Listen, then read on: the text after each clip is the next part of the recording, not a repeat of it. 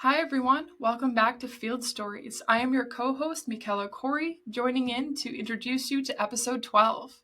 Now I know it sounds kind of weird because Nick is not introducing us to this episode today as he normally does. And as you can see with the silence behind me and the lack of chatter from the boys, it's because they're not joining us today. It's just going to be me and you, a one-woman show. Um, and the reason why they're not joining us today is because Chris has done his European tour and is now back at his field site in the Amazon. And unfortunately, they're experiencing an influx of rain as it is in the midst of rainy season, and his Wi Fi is not working, so he can't join us today. Along with that, Nick is bogged down with some uni work, and I'm really proud of him because he is, choosing to dedicate more towards his studies instead of, joining in today. And I totally respect that. And life happens. So it's just you and I today, which is kind of exciting. And it's really exciting because this is a very personal episode for me today, as I am introducing for episode 12 my very best friend from college. Her name is Alleigh Pagels, and she is a wildlife consulting biologist in the state of Michigan and a taxidermist. Now, I am going to give a trigger warning for this episode because we are going to be talking about hunting and the practice of taxidermy and why that is important for conservation. But we have to be realistic, and not everyone is comfortable with the subject of hunting. Now, if you want to learn more about how hunting is used in the terms of conservation and land management, then feel free to continue to tune in. But if not, feel free to join us next episode. I would encourage you to learn a little bit more, as Alleigh is very insightful in towards of how we are using hunting nowadays for population management of our ungulate species and land management in turn, and how that really affects all other species as well, and how it can be very beneficial. So with that note, I'm going to now introduce you to Alleigh. All right. Hi, everyone. Welcome back to Field Stories. Today, I have probably the specialist guest, and I'm just saying that maybe more in my opinion. But today, I have actually my very best friend, Alleigh Pagels, with us today. Now, Alleigh, I've known her since college, so almost 10 years now, which is kind of crazy, making me feel That is crazy. old. But Alleigh is a consulting wildlife biologist in the state of Michigan. She works with multiple club organizations focusing on deer and elk management, and Michigan has a small elk population around the middle of the state. And Alleigh is really lucky enough to be a part of that long-term management, which is really awesome. And Alleigh has had a myriad of jobs that has really landed her into a really cool position, and I'm just really lucky to have been a part of this process and see you grow and get to have you finally share your story with a lot of people out there across the world, which is really exciting. So I'm going to have you just kind of talk about yourself a little bit, Al, and kind of tell everyone, your background, your story, and, I basically started my career off, as a high schooler, not knowing what I wanted to do. Everybody was doing medical field, like nursing and becoming a doctor, and that was being pushed heavily in high school. So I started that off when I went to community college. I'm like, I'm going to be a nurse. So I went to community college and took one semester. That's all it took, was one semester in. And I noticed that the subjects weren't in my favor. I just wasn't really grasping what they were teaching me, and I didn't really have a passion for it. And I really realized that when I did a job shadow with a nurse. I knew immediately that this job wasn't for me long term. The pay was great then, and I was like, it just wasn't going to make me happy long term. So the next semester, in my first year, I decided to do a bunch of electives that were required for a degree. And one of the electives I took was a fisheries and wildlife course. And I absolutely loved it. I couldn't keep my nose out of the books. I aced the class. I was very involved. Couldn't wait to go to that class. Whereas other courses, I was dreading going to it. chemistry. Yeah, chemistry was a big struggle for me. Not a chemistry gal. But yeah, so that class kind of like led into the entrance of my passion. It like combined everything together. My dad brought me up hunting and fishing and enjoying the outdoors. My family was super involved in camping. So I always grew up I was always outside. You can ask my parents. I was pulling worms out of the ground and catching frogs, and so it's always been a huge part of my childhood. And I realized then when I was at Alpena Community College, they actually created a pre-fisheries and wildlife program that year. So I worked with my professor, and we put together a bunch of classes that would create that program that would also transfer to Michigan State University or Lake Superior State University, which are both great colleges for fisheries and wildlife. Lake State's better. But it is, yeah. We're Lake State alum here. But yeah, so that's where I decided to take this a step further and go to Lake Superior State, and that's where I met Mick. We were in a pretty nasty bay. Muskogee Bay was full of invasive frog bit, and there was a conservation group out there pulling this frog bit, and we were dang near hip chest high in nasty water, pulling these weeds out. And that's where, like, we were the only two women really in that group that were working. So, like, we kind of just clicked together. Yeah, we just kind of, like, I don't know. Yeah, we just found each other. Yeah. And we basically, like, started talking. Like, basketball was a common thing we had. Conservation was another huge common thing we had. So we kind of just, like, found each other. We were, we did. Yeah, and then, we played basketball, and then we just started... I don't know, just getting a lot of experience. Yes. We were lucky through Lake State, and Yeah, and then after Lake State, I graduated in 2017, and then I got my master's certificate online through Oregon State, and that was something I could still keep going and get my master's degree, but I'm kind of like stalled right now because of where my career went. Right. I don't really need it.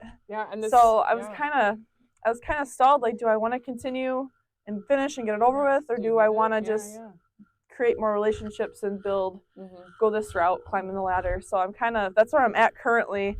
But yeah, when I moved back home, everything in the conservation field of work is seasonal for the most part. Yep. So when I moved back home, Alpena, Michigan offers a lot of variety with opportunities with, like, Huron pines, and U.S. Fish and Wildlife Service has jobs, and there's a fisheries research station with the DNR in Alpena. We both were employed there for probably 3 summers total. I did 2, and you did 1. Yeah. So there was a lot. Yeah, so much fun. There's just a lot of there's a lot of opportunity in Alpena. So I worked a lot of seasonal jobs, but on the back end, I would be bartending or waitressing, trying to, like, make some money and get get momentum going in the adulthood world. So I'm trying to figure it out. We're all just jumping from job to job. Yep. So. Yep. And then that honestly only took 2 years, and then I landed a job at the local conservation district, and that really truly was my first, like, big girl job. It was full time. It paid fairly well. I mean, for someone who is out of college, someone out of college, like, wanting some money, and where do I go to make money? Like, landing a job at a conservation district, it was steady income, and I didn't have to waitress or bartend to, like, make ends meet. So, and not only that, but the networking opportunities at the conservation district, it was incredible. I learned so much, met so many amazing people, and built a lot of relationships that I still have today. And I learned, probably one of the most valuable tools I learned was soil health. Taking soil tests, reading soil tests, understanding invasive species. We worked with that, and especially with the agricultural community, met a lot of people that I still today talk to and work with. But I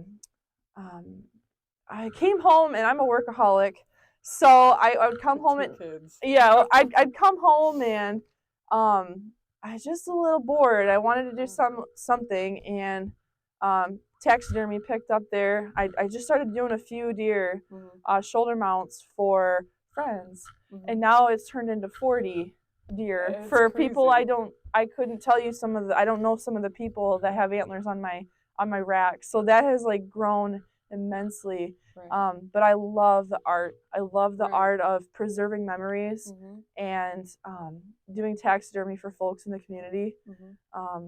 It's a That's good way to truly, connect, you yes, know, and a lot of I people. love that. The hunters' stories when they come Oh in, yeah. or sometimes I have people that, someone passed away Mm-hmm. and they shot a buck out of dad's blind. Oh. That's really meaningful. Or it Yeah. was grandpa's last deer or something Yeah. like that. That like melts my heart. And Right. especially the kiddos. Yeah. When the kiddos come in with a velvet buck from youth season, Mm-hmm. and it's their first buck and it's a little 4 point, I am just as excited as seeing that as I am like a 180-inch deer. Right. That Right. comes in from a high fenced area. Right. So that, seeing the stories and seeing the smiles on the guys and gals faces is really meaningful. Yeah.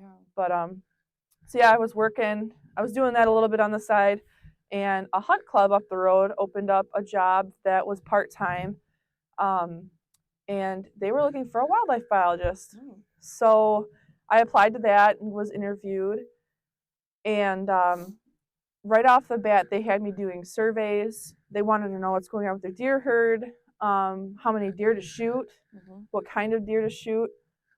So that was a huge, like, I took my passion and love for hunting Yeah. and conservation, and I found this job that not a lot of people would have applied to because it's part-time and it's all the way up here in club country in Northeast Michigan. Um, and I should touch on that too. We're nicknamed the club country up here because you can't go 5 miles down the road without driving past someone's hunt camp. And that could just be one or two guys and gals that own 40 acres, or there's a whole consolidated section over in Hubbard Lake where there's thousands of people owning thousands of acres.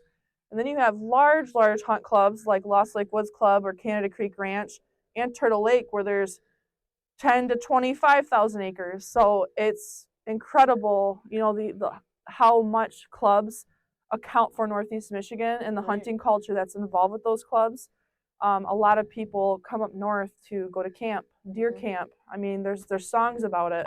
Oh yeah, Yeah. I know all the songs. Some of them are I mean, creepy. it's an exciting time of the year. It's like Yeah. you can tell when opening day is coming up because the roads are just flooded with people, the bars, the restaurants. It brings a lot of money to the area, and it's a huge ordeal here. Yeah. The culture of hunting has never gone away, and I don't think it ever will. But yeah, and that's a subject we're definitely going to talk about because you know here we have listeners who are across the world that really consider hunting just a trophy sport. It's a sport. It's something that maybe is considered inhumane, and a lot of people don't realize that there's such a heavy tie in terms of conservation and how much that goes into controlling deer population, controlling the trophic levels, looking at browsing. I know we'll talk about that because those are really important things, and we want to break that stigma. And I think you're doing a fantastic job, especially as a young person in this field who is really trailblazing her way into teaching people and educating them about the importance of hunting, but in doing it the proper way. Yeah. So, and then you also maybe you can touch a little bit before we go and start asking questions about, now you get to be managing an elk population. Yeah. And that is really special. Yeah, that is truly special. So once I got in with this hunt club locally, another hunt club an hour and a half away called and said, "Who are you using?" Yeah. And that's all it took was just word of mouth, going and trickling through Northeast Michigan. And I received a job offer, an opportunity to go up to Canada Creek Ranch. And that is truly God's country. Is beautiful there. That is where you can see one of Michigan's elk populations. They're scattered all throughout Atlanta and Pigeon River Forest, but it is absolutely gorgeous. And that was eye opening for me. Was not only working with white-tailed deer, but now I'm working with elk.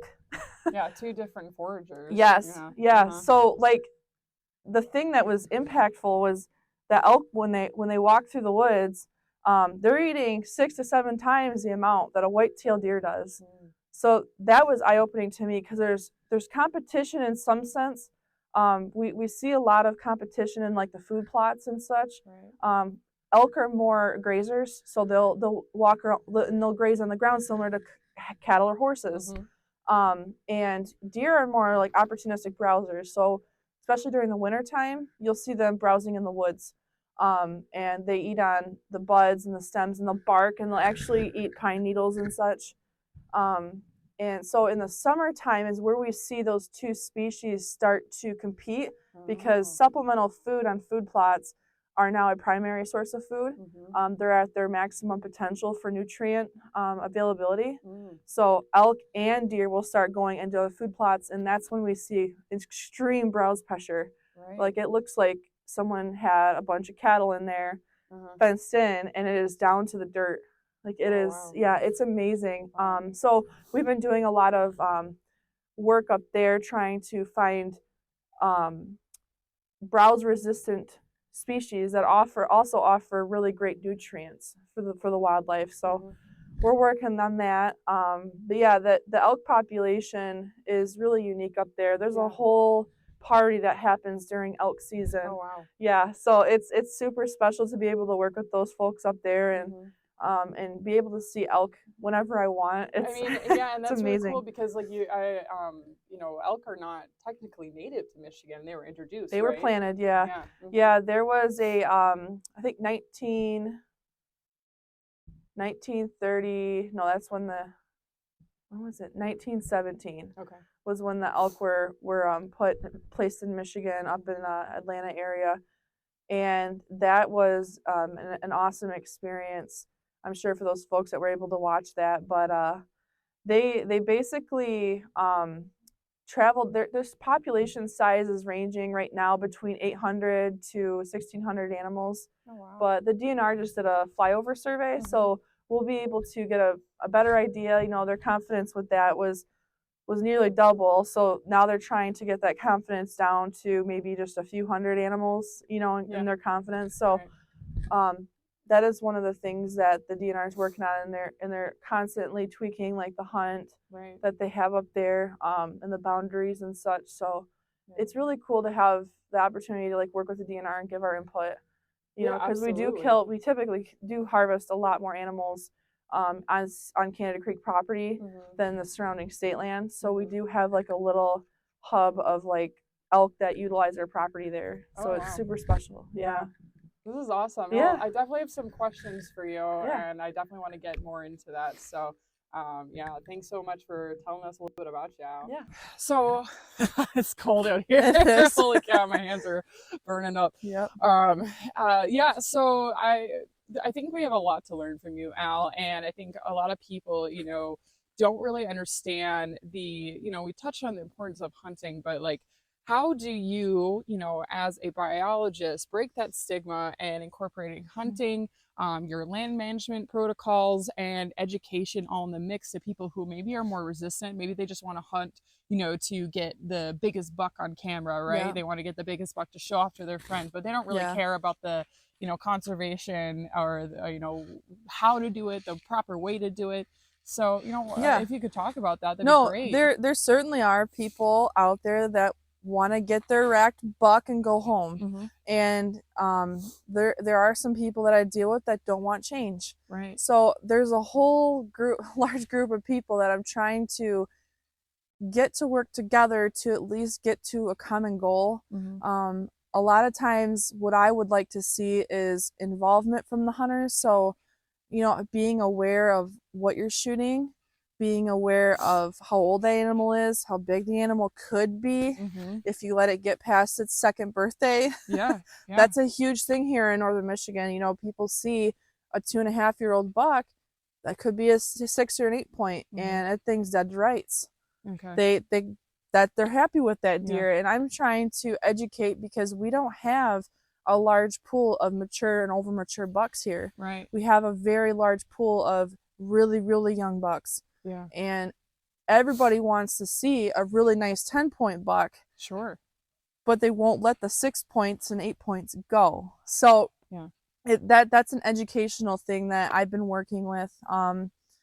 It's a struggle. I've had a few educational seminars and such talking about that, but sometimes it's just like how people were raised, to be honest with you. Like I know. That's how they were raised, and that's how grandpa and dad hunted, and that's how I'm happy hunting.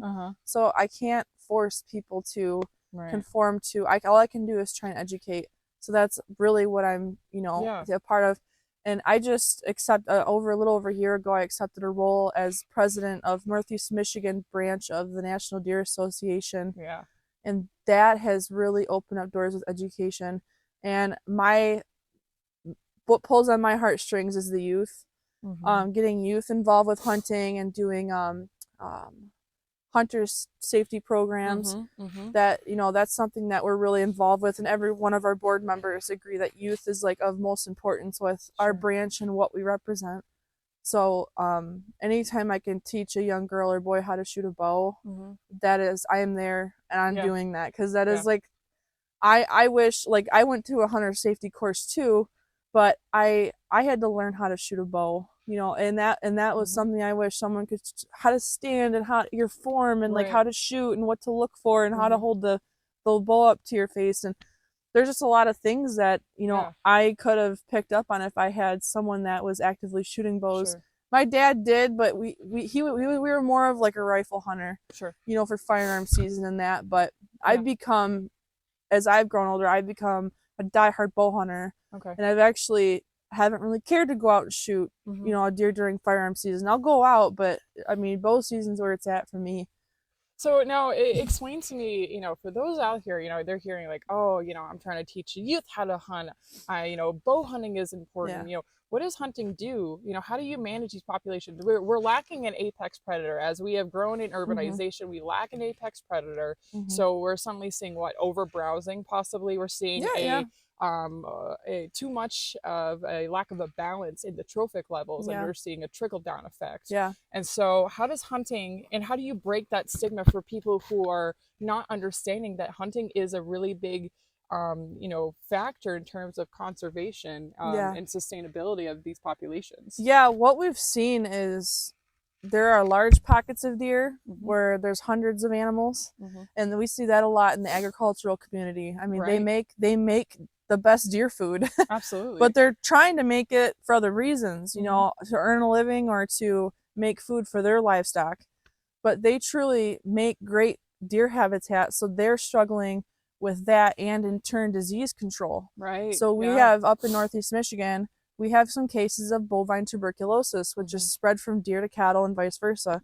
And that has been a huge factor in, there's been programs that the Department of Natural Resources has put on, like hunter access programs, where they give lease money basically to private landowners for hunters to come on and harvest more deer, because there are such high populations of deer in those areas. And that, as well as doing surveys. A big part of my job on these hunt clubs is to do trail camera surveys to monitor population abundance and sex ratios. How many does to a buck do we have? And what do you want that ratio to be? 1 to 1 is perfect. But it's really hard to get that in a wild setting. But I do know it has been dang near achieved at one hunt club. So it is possible, but it takes extreme involvement, and it takes members of a hunt club or members of a family to be involved, to understand the importance of, maybe this year we have to shoot more does than bucks. And understanding why that's important. Because we want the balanced herd, we want a balanced ecosystem. We don't want, with deer being a keystone species, we don't want deer to become overabundant, because that negatively impacts every single wildlife species that lives in that ecosystem with the deer. If they overbrowse wild habitat, it negatively affects everything else that living in there, all the way down to your turtles. Like my turtles, everyone. Do you hear that? I know. This is important for my turtles. You don't understand. Habitat can be impacted all the way down. Absolutely. So it's very important that deer are managed. And by managing deer, we do these surveys, and like browse surveys. We even do hunter observation surveys on these hunt clubs, which is a great tool to utilize. How many deer you're seeing, your hunter effort hours, how many hours are you putting in, and what are you seeing out there? That, like, our eyes are the greatest tool to be sitting in a stationary place for hours on end and counting deer. It's a great tool, and there's a lot of things that hunters in this area can do to help educate and keep track of the population. So yeah, oh, that's awesome. Yeah. Yeah, now we're in your shop. And what's your taxidermy company called? It's called Black Fork Taxidermy. Yeah. I have some family down in Black Fork, Ohio, so that's where the name okay. came from. Mm-hmm. A lot of people think it's my driveway's really long and it's black Yeah. top, and it forks at my spot. So everyone's like, "Is it Black Fork?" Because I'm like, "No, it's a location."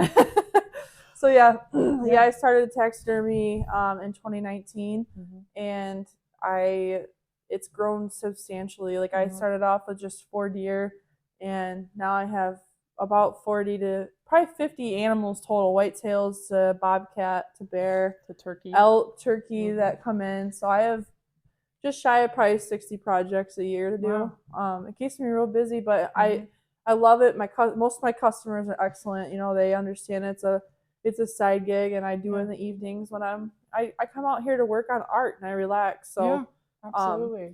I think it's an excellent way to utilize every piece of the animal. You know, some people will just cut off the antlers or poach a deer, and I think there's better means of, you know, lasting your memories with family. And there's no better way than to bring in your antlers and your cape. I have a lot of people that they actually get the whole entire cape of an animal tanned, and I use what I need for these shoulder mounts, and then they use the other for projects at home. So every bit of that animal is being used, and that's really meaningful to me when I have customers that come in, you know, requesting that. I have a whole other realm of respect for those kind of guys and gals. So yeah, and it's definitely, you know, connecting to almost like a culture that's been lasting for years and years, decades and centuries, and so it's really nice that, because I think we've strayed away ever since, you know, the Native Americans really utilized every bit and part of the deer and all of these animals, and then I think we strayed away from that for a long time. But I think now people are starting to see the use, and especially, you know, you are as well, about not only just, you know, using it as a cultural piece for art and memory, but also learning how to use every little bit and part of the deer. I mean, yesterday we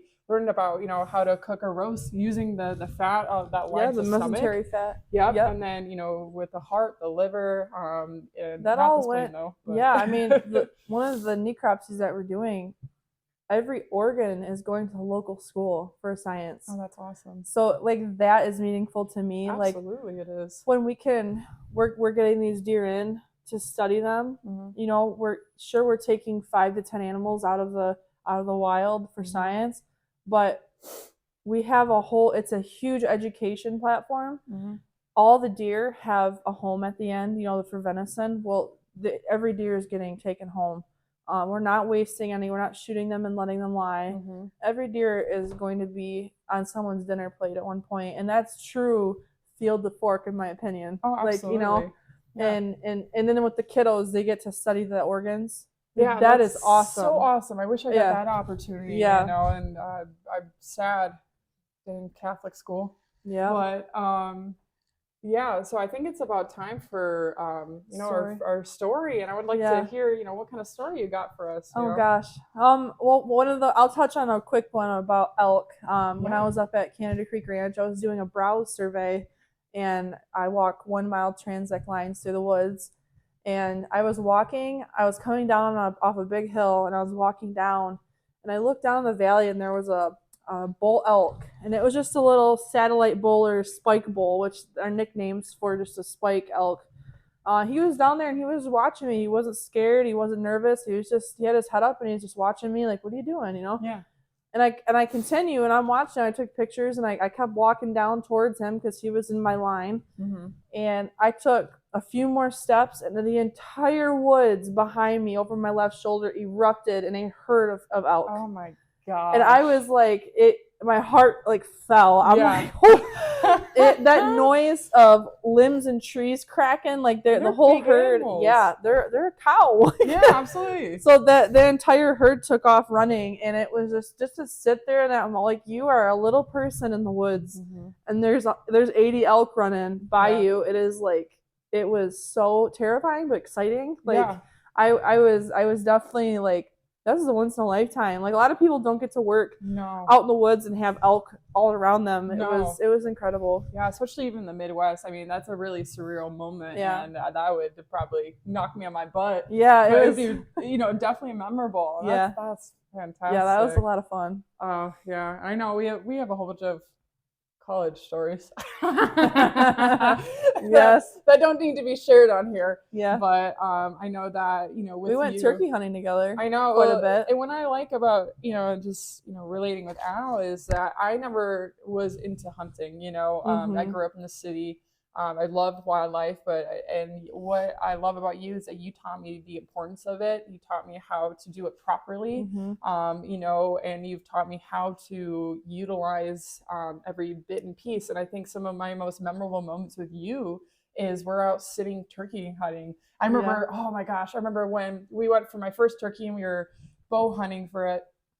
And I was so excited. It was my first turkey ever. And I'm so excited to, you know, to have some turkey meat and just like, you know, help out with that. The feathers are gorgeous. Oh, they're beautiful. Whenever I get a bird, I use all the feathers, you know, for decorative pieces or on art pieces, and you know, the beard and everything. Skull, I use the skull. Oh, like you do? every bit of the bird. It gets used. And I remember I shot at this deer, and we were recording, and that's one thing you do so well is that you're like making sure you're in that moment, and you're like, I got you. I'm gonna make sure you remember this forever. And I shot the bird, and I remember we kept going back and forth on the video. We were like, you hit it. I know you hit it. We didn't. It just ran, and I was like, yes, I got it. You were so excited. Oh, it was such a sad moment in history, but hopefully this year. But, we'll get you on this year. But yeah, no, I just really appreciate you being on here, Al. And do you have any other lasting remarks or any other little, you know, stories or tidbits of advice, anything like that before we go?